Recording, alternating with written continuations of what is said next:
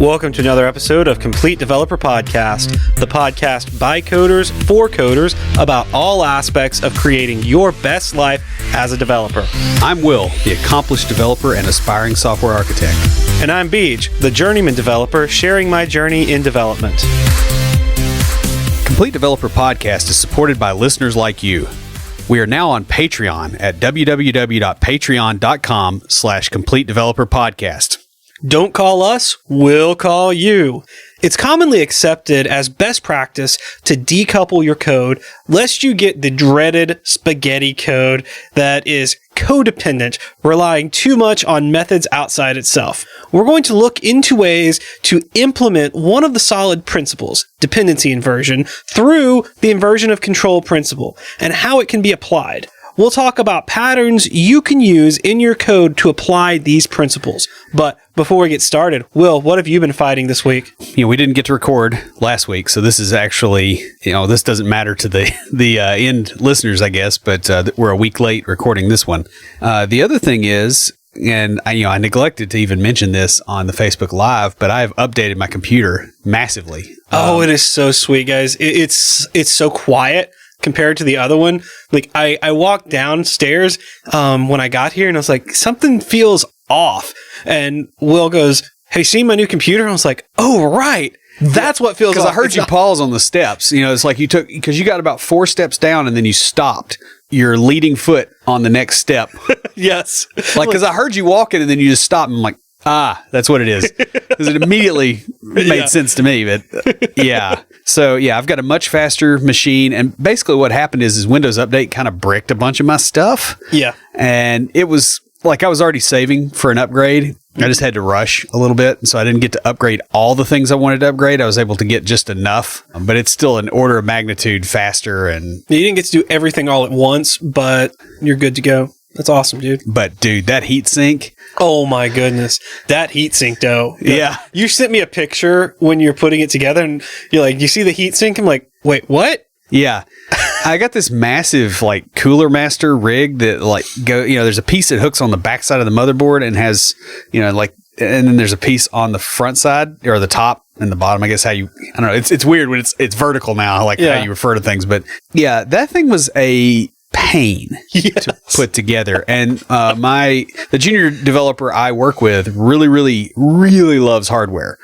It's like a kid in a candy store getting to play, put a machine together. And so I saw his face light up and I'm like, "Well, I can pay you to put it together." He's like, "Oh, I'll do it for free." And so we just stayed late on a Friday night putting that machine together. Would he be willing to help me put a machine together? Don't know. You had to talk to him. But I would pay in beer. Yeah, there you go. But so anyway, yeah, that's fixed. Everything is much faster. Previously, I would see spikes on the memory and the CPU, where those would be capping stuff out. And for the most part, I can't make load spikes do anything except on the GPUs, because if you run Black Desert with the new update that they've got, that will peg the GPU at about 95%. Yeah. So that's the next thing that's got to get updated. So how about you? So we made our first push to production on an app I'm working on. That was a rough few weeks as we had to make sure all the dependencies were in line and up to date on the server. Yeah, I had to go in and work on a couple of things not in our project to get them up to snuff, and then had to go in and make some changes in the project to match what was in production. That was not a fun time, but we got it going.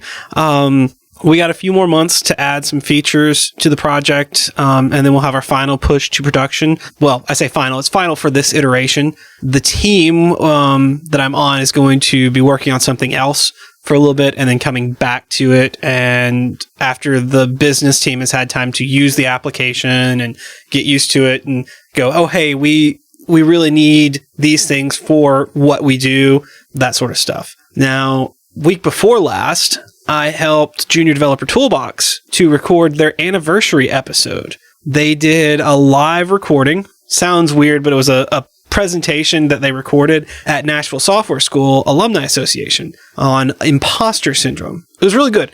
The episode came out earlier this week, and there was one point where they had asked me a question, and I kept quiet, sitting over to the side, working on things.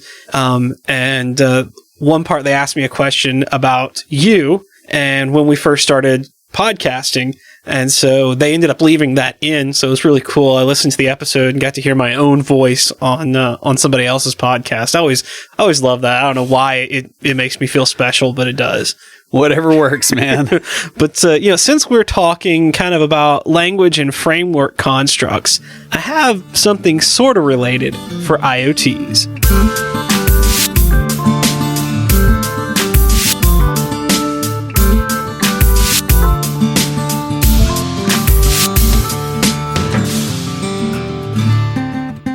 So last week, Amazon announced that they have built a new language for developing Alexa skills.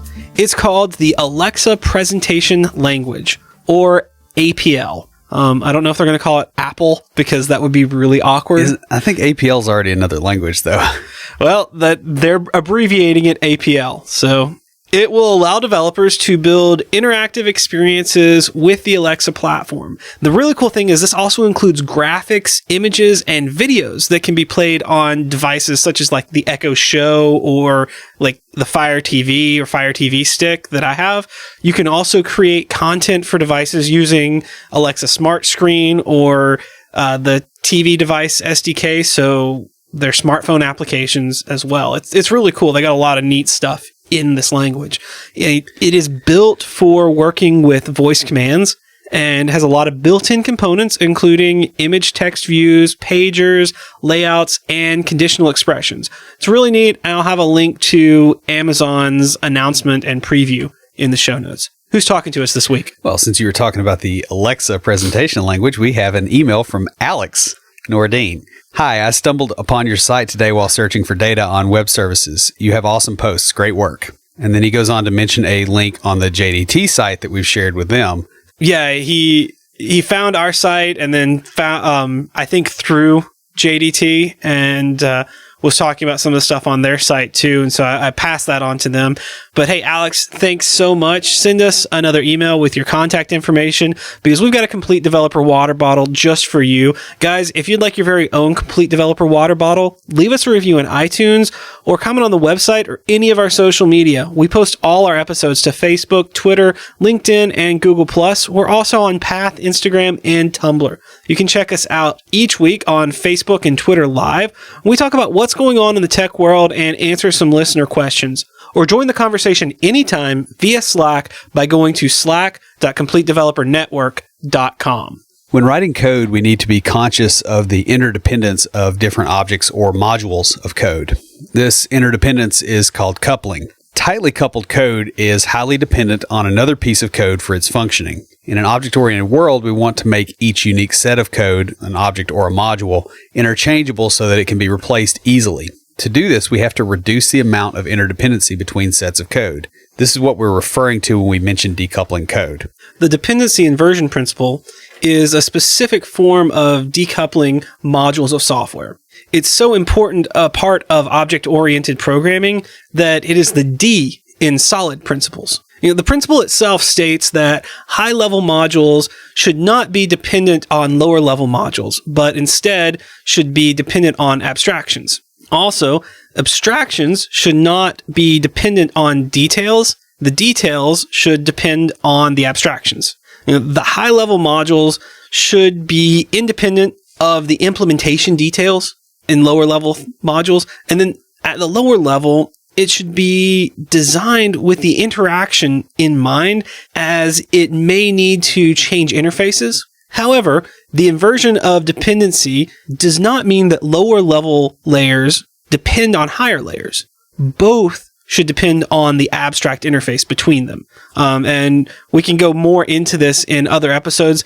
This reduces coupling of components without adding more code or coding patterns. All that said is to get us to the content of this episode, which is inversion of control. Yeah, an inversion of control is a principle within the Dependency Inversion Principle, or DIP. It is a way of designing code to implement the Dependency Inversion Principle. In it, the custom code written for the functionality of the application does not control the flow of control. Instead, that is received from a more generic framework. procedural programming, the code calls reusable libraries to perform generic tasks, whereas with IOC, the framework calls into the task-specific code. The idea is to increase the modularity by using a framework that knows common behaviors and fills in the specifics of performing tasks with the custom code. So here's the deal. What we're trying to do here is make it so that your lamp is not dependent on the wiring in your house. It's dependent on a light socket. Inversion of control serves several different purposes, and this is pulled directly from Wikipedia. First one is to decouple the execution of a task from the implementation of the task. So like Will was saying, your light is dependent on a socket. Yeah. And the socket's dependent on whatever it's dependent on, but you're not worried about that. Right. Which is really interesting because just earlier this week, one of the plugs went out. I was like, crap, I go get in the closet and flip the breaker. Like, none of the breakers were flipped. I was like, all right, what's going on? And it's, you know how in the bathroom you have the ones with that? Oh, yeah, the GFI? Yeah. It wasn't on that one, but the one it was on. The same circuit. Yeah. Yeah. So I had to go fix that. I'm like, and that was behind the microwave. I'm glad I'm moving. Yeah. But what you didn't have to do was replace your microwave because you changed that. Yeah, that's true. That's true. Another purpose is to focus a module on the task that it is designed for. Yeah, and it's also to free modules from assumptions about how other systems do what they do and instead rely on contracts. So again, the electric plug thing, right? Mm. It knows the voltage, it knows the amperage. That stuff, yes, it's got to be designed for the parts that it needs. It doesn't know how long the wire is out to the street. It doesn't care. Also, it prevents side effects when replacing a module because the modules themselves are interchangeable. You can take one out and put another one in, and it doesn't care. Now, in this episode, we're going to go through a few of the more common ways to implement this inversion of control, starting with the most common and the most well-known, which is dependency injection. We'll also discuss callbacks, schedulers, and event loops. Finally, we'll talk about a few related design patterns and how they are used to apply the inversion of control principle.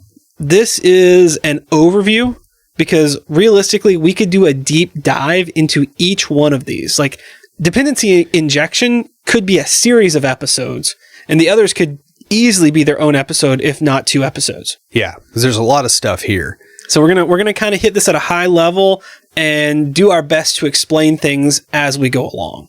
So the first one is dependency injection, as promised. Instead of having a module of code call the other modules it needs directly, dependency injection passes those into the module from the original caller of the module. A dependency then would be any service that is not in that particular set of code or module, but is required for its functionality. So if you need something, but you haven't coded it in that block of code, then that's a dependency. Right. This terminology can be a bit misleading because it's not injecting a new dependency, but rather giving a provider for that dependency. Well, it's pulling it out where it can be plugged in. Right. It's really hard to express that cleanly. For instance, like you would do something like instead of newing up a database connection, you pass that in. Mm-hmm. So it's like, hey, give me a database connection. I don't care where you get it because your module doesn't. It just needs to talk to the database. Like that's the thing it's specialized in. And one pattern I didn't talk about in this outline is the repository pattern, where you create a repository of those database connections. Right. And you just call that. But that would be a way of doing this. Yeah, because that's almost a factory. Yeah. At that point. The idea of injection is that the module needing the service isn't the one in charge of getting it. That way it's passed in when calling that module. This keeps you from being dependent on the constructor of the other thing too. Right. The goal is to decouple objects so that code doesn't have to be changed just because something it depends on is changed. Or if you change the code, you don't have to go change what it's depending on. Right. Because they don't know about each other. They talk through a plug essentially. Yeah.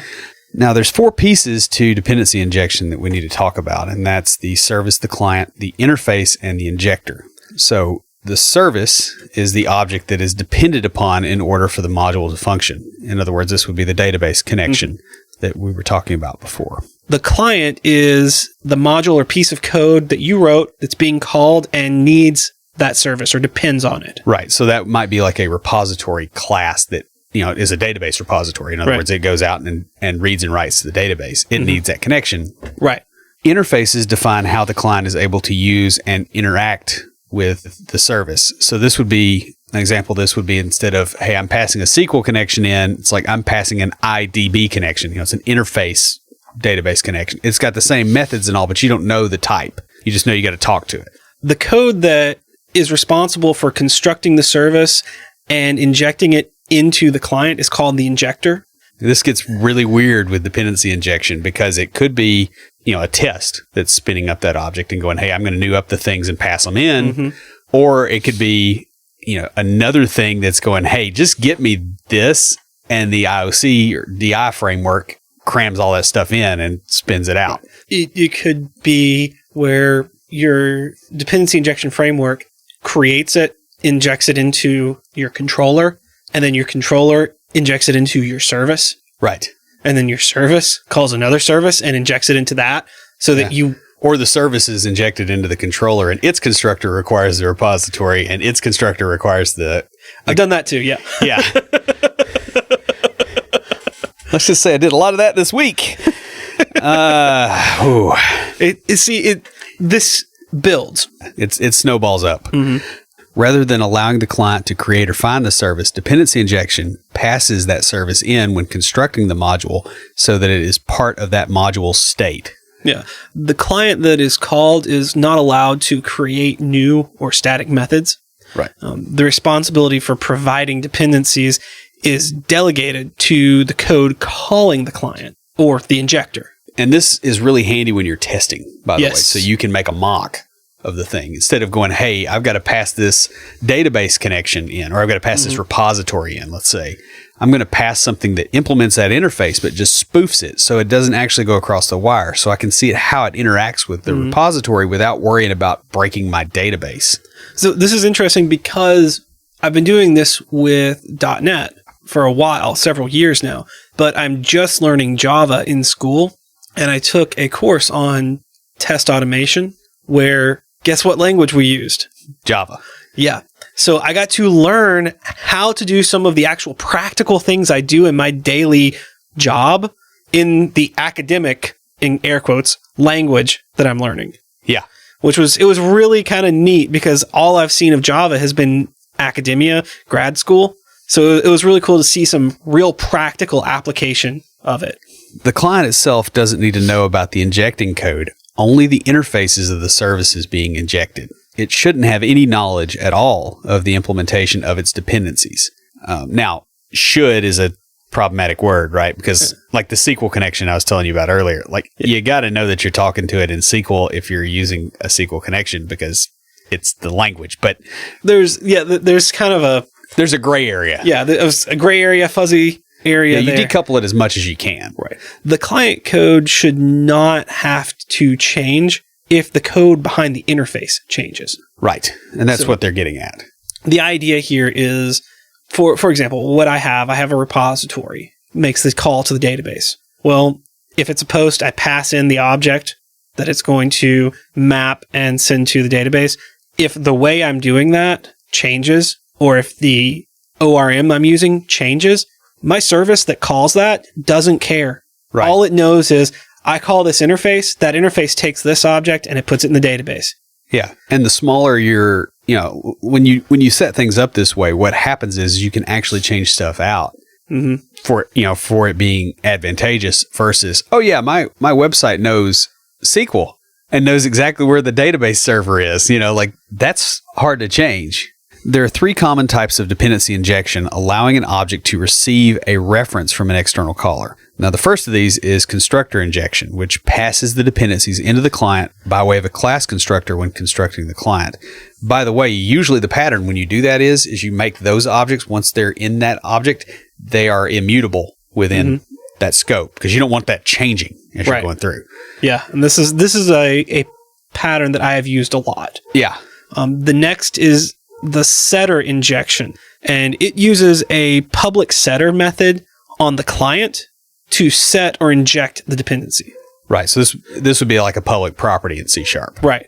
And the third one is interface injection. That has the dependency provide an injector method that will inject the dependency into the client when passed into it. Yeah, so I would assume that's like where you pass in a factory almost, or an interface to a factory. Yeah. See, the thing is, for this to work, the client must have an interface with an exposed or public setter. So you have to have that setter in order for the interface injection to work. Right. Now I wonder if you could do that in .NET with like reflection and actually have some kind of, I bet you could, because you could get private members there and have an attribute on it, but oh man, that would be nasty. Yeah, I don't want to write that code. You'd be writing .NET code that looks like Java. I'm just kidding. No, it would look a lot worse than that. It would look like Perl. Just go ahead and say it, because like there's a certain point when it gets past it, you're like, hey, if I clean this up, they're going to know how bad I am. Yeah. So other types of frameworks exist for injecting dependencies. Some testing frameworks are not requiring clients to actively accept injection, which makes testing legacy code possible. Right. So if you get a sealed class, for instance, like what are you going to do about that? And they, for security reasons, may be sealing it, or for performance or any other number of reasons, they may have done that. So you may have to do that. What you're talking about with reflection, you can do that in Java. Well, and you can get at private members in .NET too and write to them. Yeah. Some inversion of control replaces dependencies instead of removing the dependencies. As a rule of thumb, if a programmer can look at nothing but the client code and tell what framework is being used, then the client has a hard-coded dependency on that framework. And that comes almost directly from Wikipedia. Yeah. So the next one is something I use enough that it annoys some of my teammates, I found out, but this is callbacks. Or call after functions. Right. A callback is code that is passed into a function as an argument with the expectation that it will call back to the code and execute it at a certain time in the execution of the function. Right. So it's interesting. And before we jump into this, I got burned by this a little bit, not from my own code, but from the code of I'm putting this in air quotes, senior dev? Yes. He was more like a mid-level in like, he overcomplicated it, and I don't think he understood what he was doing. So using a repository pattern and generics, he was passing in a where clause. And you remember when I asked you how to fix this, because I knew it was possible, I just didn't know exactly what to do. But he was passing in a function as a where clause, and then... But the function was getting executed immediately. No, instead of it deferred? Wasn't. Okay. It was getting deferred. So what it was doing is it was calling the it was database. Pulling everything back and then running that function on the return. Right. Yeah. And so what it had to be was pass it in as an expression of a function, because that expression then gets translated into the function that gets translated into the SQL that gets passed into the database. And like we figured this out when I was explaining to the DBA what was happening. He's like, but that's not what the database is getting. The database is it's pulling back the entire table. I'm like, so I went and I looked at his unit tests, and I had to go and set it up to where you could see the SQL that was being created. But I looked at that and I was like, oh my goodness, he's right. Yeah. This was about a year and a half ago. But I was still a junior developer, and I'm like, yeah, and that kind of debugging is no place for a junior. Yeah, you use a lot of callbacks in JavaScript too. They're really, there's a couple different things that happen, right? Like I use them in C#, and most of the ones I use in C# tend to be synchronous. Mm-hmm. Like I have an API endpoint, for instance, that somebody calls in to any of the controller methods, and there's a JSON payload coming in. Well, we log that. And then we do stuff with it, and then we log the result coming back out before we hand it off. Mm-hmm. Well, so I wrote a method that says, hey, when you get this thing, here's the actual doodad that you do, and it calls back to that little function, but around it, it handles serializing the JSON and mm-hmm. saving the return value. So synchronous callbacks occur immediately, whereas asynchronous callbacks may be executed at a later time. Yeah, and this is something that burns people in JavaScript, because JavaScript really uses this a lot because JavaScript functions are object-ish. They're objects. They're treated as objects. Yeah, it's their analog of an object. I mean, there's some really nerdy reasons why it's not quite, but yeah. So they get passed in a lot because it's easy. Mm-hmm. But the problem is in JavaScript is a lot of this stuff is going out to a server and coming back async. And so people will call stuff, put an async callback in there, and then think that whatever was supposed to happen in that async callback should already have happened by the time they come back to the next line. And it hasn't. And that's why or it happens on localhost and it doesn't happen in production because it's slower there and under load. I know we've had that. I had to tell someone, like, you're gonna have to put that entire block of code in the promise. Yeah, so, and it gets even uglier when you start nesting those things. Oh yeah, I've seen it. And you get the whole arrow thing where it's like I got to scroll to the right to see what this is actually doing, and I've completely lost all context because it passed 2 or 3 callbacks. People can't think like that for the most part. You can string in Angular. You can string the dot thens. I think it's a JavaScript construct, so you can do it in vanilla JavaScript as well, where you string them and it works like that. Or you can use messaging. Yeah. Which we'll talk about here in a bit. Various languages support callbacks in different ways. They may be implemented via subroutines, lambda expressions, blocks, function pointers, so forth. A subroutine is a set of code that performs a specific task packaged as a unit and used wherever that task is needed. Lambda functions or anonymous functions are functions that are not bound to an identifier. In other words, you're going, hey, here's the function I want, pass this in, and don't tell me the details. Like, here it is. Just go do your thing. And so it'll pass it in. Do you remember when I was trying to understand Lambda functions and I just could not get my brain around them? Yeah. It was about a month and a half where finally, after the first 2 or 3 days of me just like beating my head against the wall, you're like, look, just do it. Yeah. And he's like, and you for exactly what you said, but it was basically, here's a bunch of things that you can go build and just follow the pattern of building them with Lambda functions and know that when you do this, this is the result. You don't have to know how it works, but know this is the result. And after you get done building all of these things, it'll click. Yeah. You're like, it's just going to click one day. And that's what happened. I just had to go do it over and over. And that's what I had to do. And I actually learned Lambda functions in Ruby. Yeah. Because they were in Ruby before they were in C#. Mm-hmm. And, brought that back. Now, way back in the day, we had other things for that, right? Like we had function pointers, and understanding it as a function pointer helps. But so callbacks are designed and defined by how they control the flow of data at runtime. So like a blocking callback is synchronous in that it's invoked before the function returns a value. Thus, it blocks the function from completing until the callback returns. So you could pass in a never-ending loop, and you're going to lock up the thing that invokes that code. Deferred callbacks are asynchronous. On the other hand, it may be invoked after the function returns and are often used in event handling and I/O operations. Right. So a lot of, like in JavaScript, calls to the server would be using asynchronous callbacks. Because you call out to the server, and then when you get that return, you run this. Right, and you might do the same thing with worker threads too, like where you pull back a chunk of stuff to do, and then you pass things out. You parcel them out async to a whole bunch of things that are working on them, and they'll come back, but you're not stopped while that happens. So you can still exercise control over those threads with your main thread. Yeah.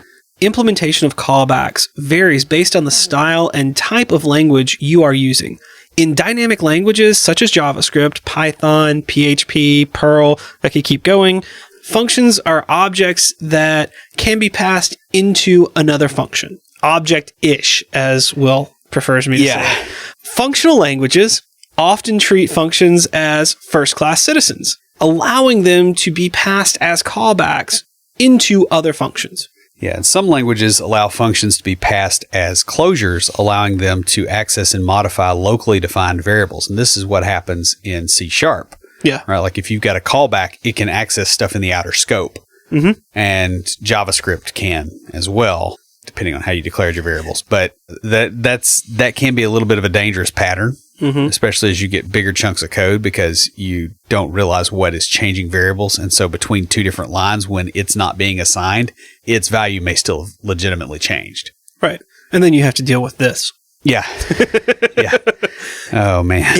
In older languages like C, C++, our favorite Pascal, and even assembly, a machine-level pointer to a function can be passed into a function. Yes. And you'll also do this sometimes with handles as well, right? So you're passing a pointer to a pointer. But, it's roughly the same deal. It's going, hey, here's where it is. Here's where you start. Go do your thing. Leave me alone. So next, we're going to talk about schedulers, or putting the IOC on the kernel. Yeah, okay. Yeah, this is going to be rough. Scheduling is the process of assigning resources to complete assigned work. Now, schedulers work by, obviously scheduling and tracking batch tasks. A job or batch scheduler is used for controlling the execution of background tasks. Operating system scheduling allows a computer to multitask, in quotes, while still using a single CPU. Schedulers are set up to keep all resources busy so that multiple users can share the same system resources in an effective manner. Yeah, and the process scheduler decides which processes are allowed to run at a given time. It can pause ones that are running, hang on to their state and bring them back later. It can start new processes. It can move processes within the queue and go, oh, hey, now this is high priority because, I don't know, it was waiting on a buffer to get filled. That buffer is getting filled and we need to get stuff out of there because stuff is about to go in there. Right. I was thinking this is high priority because it involves bourbon. This is low priority because it involves, I don't know. Gin. Yeah. Yeah. Just go with whatever. it. But the idea here is that the scheduler determines when things run through the processor. And there are different methods for that. Operating system kernels have different schedulers for the different levels of the process of accessing memory and resources. The long-term scheduler authorizes or delays processes from entering into the queue in main memory when a program attempts to execute. So this is the one that the first one it sees in the process. The long-term scheduler says, all right, you're allowed in the queue of task to be run, or you're not. You have to wait. Yeah. Or you're never allowed in. An IO-bound process spends most of its time doing input-output instead of computations, whereas a CPU-bound process spends most of its time doing computations. So you gotta weigh the priority of those things based on what they're actually doing and where, if they have their data or not. What they're actually doing and what's available. Right. The next scheduler, the medium-term scheduler, is responsible for swapping processes between main memory and secondary or hard disk memory. So this is an issue that I had with the crap top. Because you have lots of swapping going on. Yeah. Windows is super freaking heavy. Like I'm really realizing this working with a Mac now. Yeah. I am almost same thing with Linux. Yeah, I'm almost to the point of completely. Well, yeah. The problem with Linux is a lot of the programs that I need, I can't get on them, but I can get on a Mac. Yeah, because that was the thing I remember running Linux. Is they're like, oh, this desktop environment. They're like, oh, KDE is a pig, right? And you're sitting there going, yeah, it's running like 3 times as fast as like what. Does that mean my other thing is like a triple pig? So what I ran into was that the crap top had 4 gigabytes of RAM, which was freaking huge way back, in the ancient times when I bought it. What, like 2010? Yeah, back when the Dead Sea was just sick. Yeah. But Windows 8 ate up a lot of it, but Windows 10 takes up almost 4 gigabytes of memory just by itself. Right. And so there was a little bit of memory left. And so every time something had to switch into memory, whatever had been in memory had to go to the swap. Right. And the swap gets written to disk, and you had a 5400 RPM, very full disk that was also getting the crap beat out of it by everything Yes. that was swapping in and out. And oh, by the way, we were recording audio and you were editing audio, which is not a good thing for that scenario. So processes that are swapped out to secondary memory tend to be lower priority or inactive over a period of time when you have memory to use. Right. This is done to free up main memory for higher priority or faster processes. Yeah, and lower priority processes are swapped back in when more memory is available or when it's kind of their time. Yeah. And the problem I was running into is I never had enough memory available because Windows forced itself into the memory and said, I am the most important person here. I mean, it's a freaking narcissist. But it is an OS, right? So it has to control that stuff. Like the process that controls the scheduling of processes has to have the highest thread priority. Well, yes, but all of its things, like all its background tasks. Oh, yeah. And, it takes a lot to send your telemetry data out. They got to get the live feed from your camera and send it to the CIA. It takes a lot. So I get it. It's what happens. Now, there's also a short-term scheduler, and this is the CPU scheduler. And it controls the in-memory processes and determines which is to be executed by the CPU. It makes more frequent decisions than the previous schedulers. Stuff bounces in and out real quick in there because if it's getting executed right now, it kind of needs to be responsive, and everything that happens to be in that space needs to be responsive. So it can forcibly remove processes from the CPU. This is called being preemptive. Preemptive schedulers rely on an interval timer that runs in the kernel. Right. So it just goes, hey, this thing's been running for this long. It's somebody else's turn. Right. A dispatcher is the module that hands over control of the CPU to the process once it is selected by the short-term scheduler.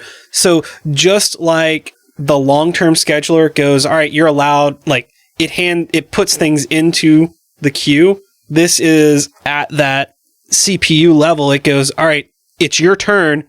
Go. Yeah. Do your thing.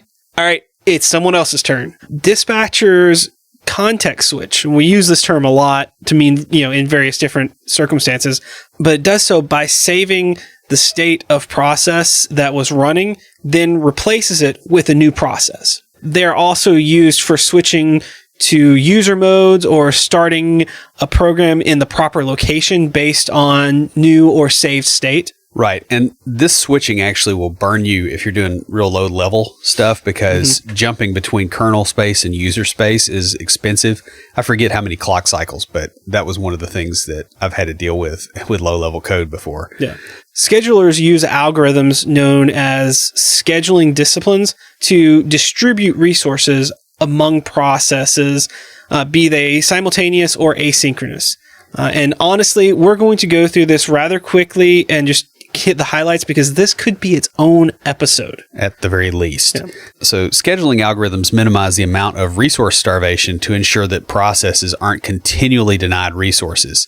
It's like if, this thing is just beating the crap out of the hard disk, it's like, hey, you got to stop hitting the hard disk for a minute and let some other threads hit the hard disk. So we're going to go through a couple of these very briefly, not going into a whole lot of detail, but just giving you a high-level overview. The first one is first in, first out. It's first come, first served. It's a line. Yeah. This is the simplest of the algorithms. Processes are queued based on the order they arrive.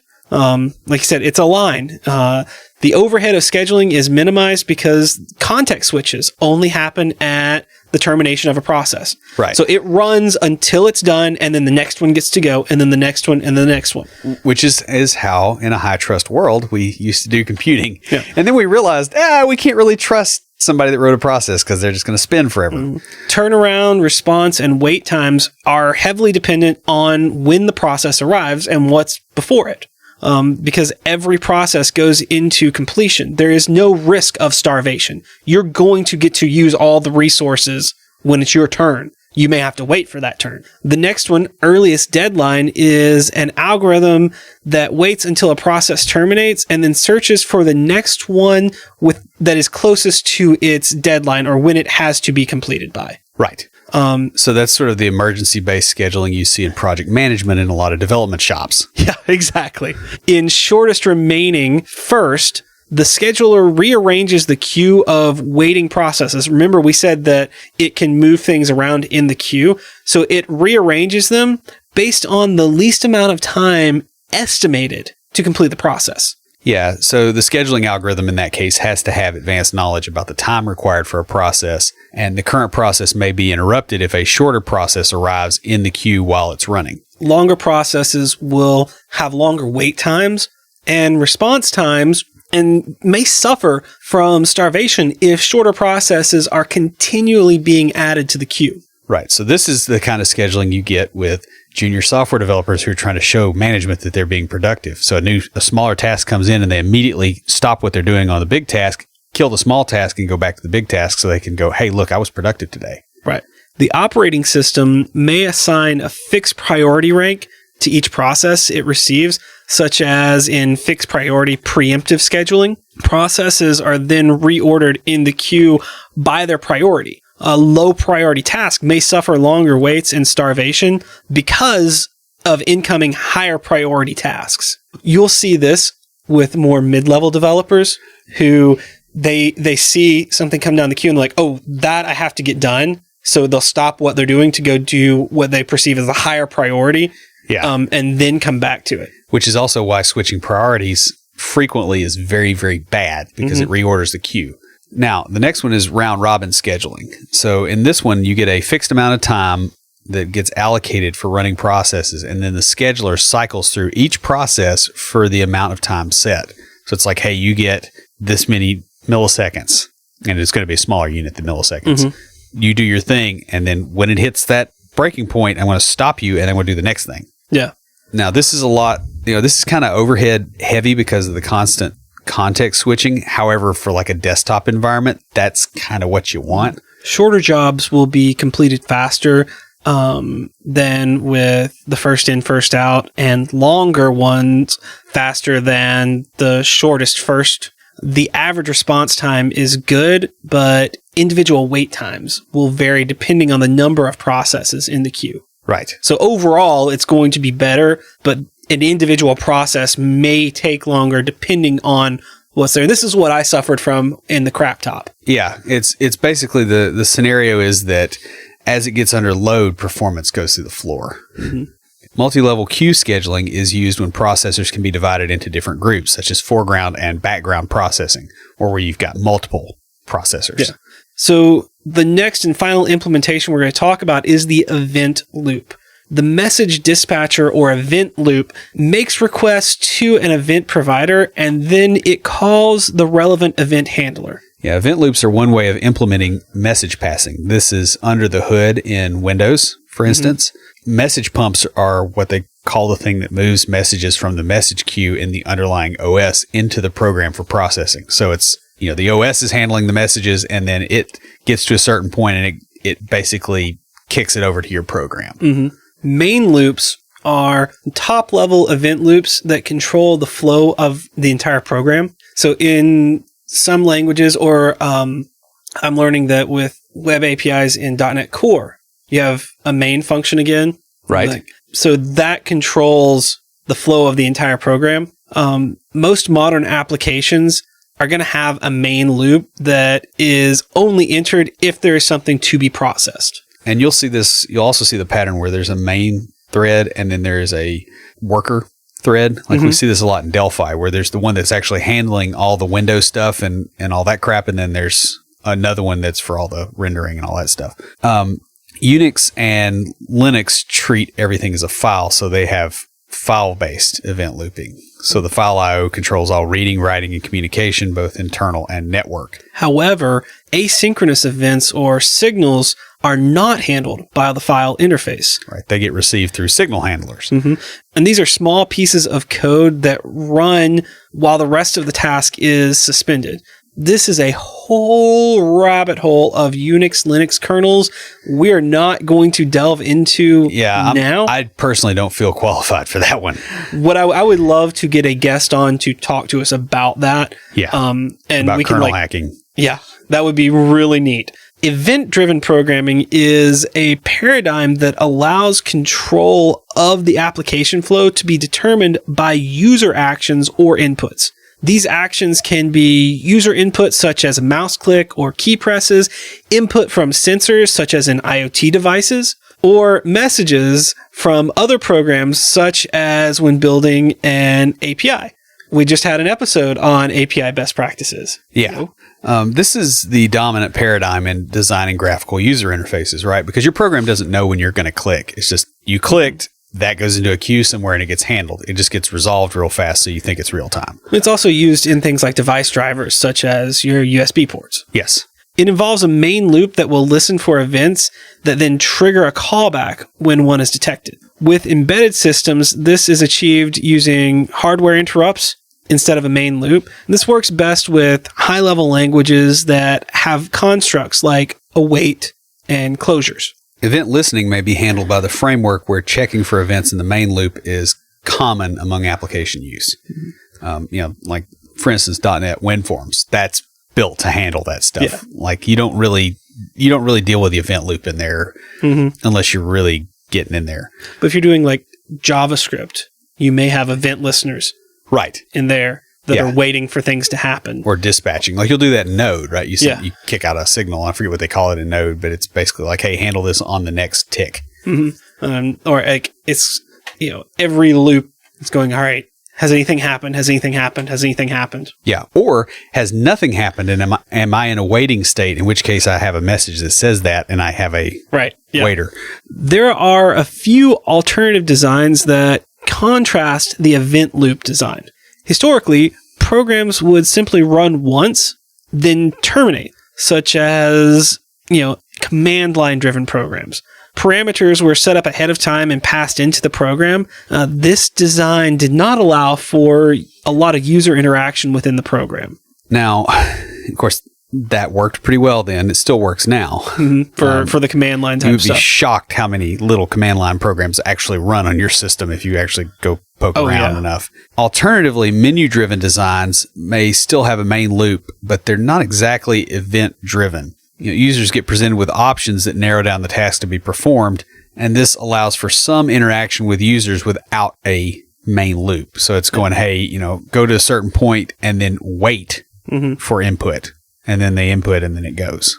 So now that we've talked about the various implementations of inversion of control, we're going to talk about a few related design patterns that can be applied to help better implement. The first one is the template method pattern. And this is a behavioral design pattern that provides a template for building an algorithm. It's usually implemented as a base or abstract class with shared code and constants. This ensures that the controlling algorithm is always followed. Variables are given default values or implementations when it's set up.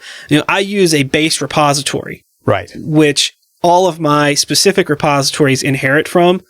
This allows me to use another of the solid principles, Liskov.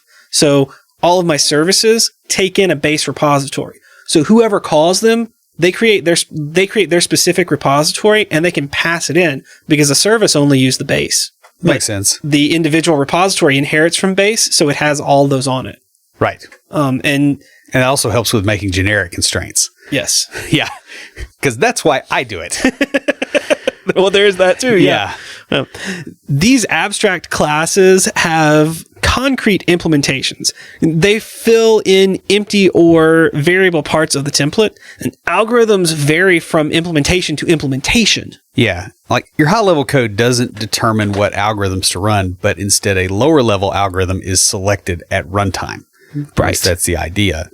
So you have things like, another thing that comes up is service locator patterns. And that's a design pattern that encapsulates the processes for getting a service by way of an abstraction layer. It uses a central registry or service locator that returns information needed to perform a given task. So you go, hey, I need one of these, Mr. Service Locator, get me one. All the dependencies are listed at the beginning of the application design. This simplifies component-based applications. The dependency injection would then be a more complicated way of connecting objects. The biggest concern with this pattern is that it obscures dependencies.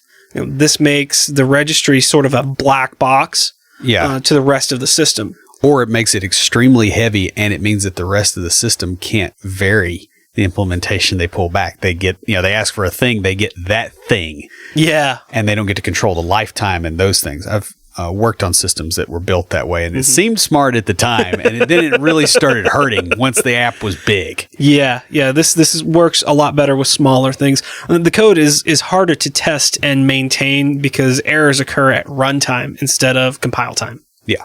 The strategy pattern is the final one we're going to talk about here, and it's another behavioral design pattern that lets the code select an algorithm at runtime.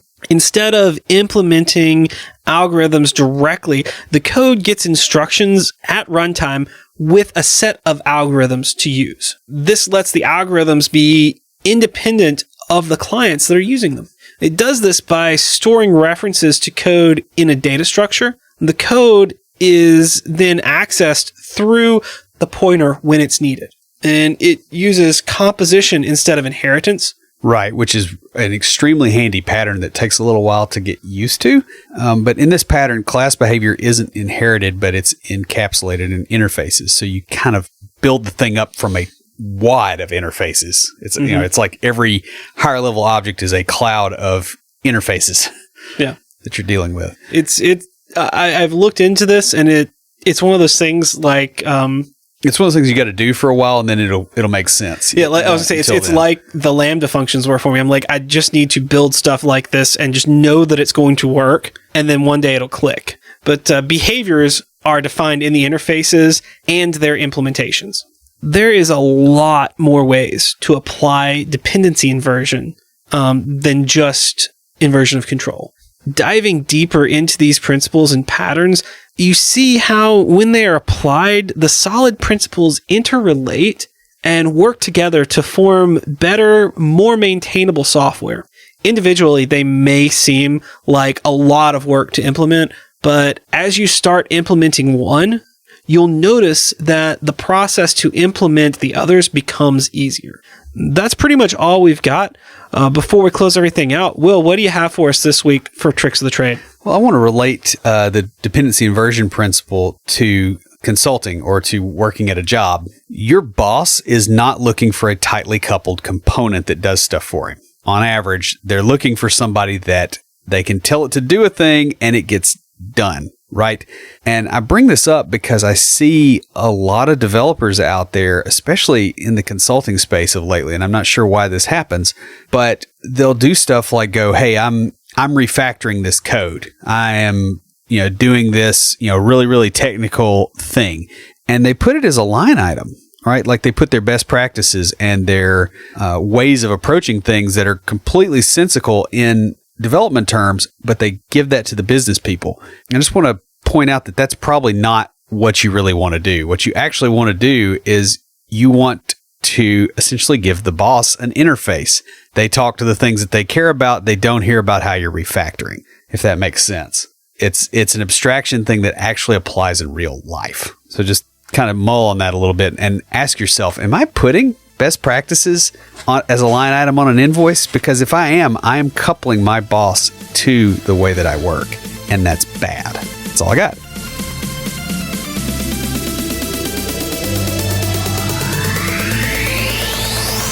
Stand by for Titanfall.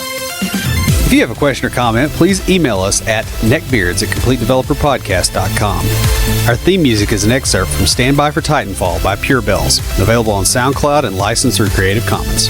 The intro music for IoTs is Hillbilly Hip Hop by Jason Belcher. For references, show notes, and to sign up for weekly emails with extra tips and insights, be sure to check out the website at CompleteDeveloperPodcast.com. You can also follow us on Twitter at CompleteDevPod and like our page on Facebook to keep up with news about the show. Catch us each week as we broadcast live, talking about what's going on in the tech world and answering listener questions. Learn more about all of our shows and groups by going to CompleteDeveloperNetwork.com, where you'll find links to Junior Developer Toolbox, Developer Launchpad, and our other communities. Thanks for listening. See you next time.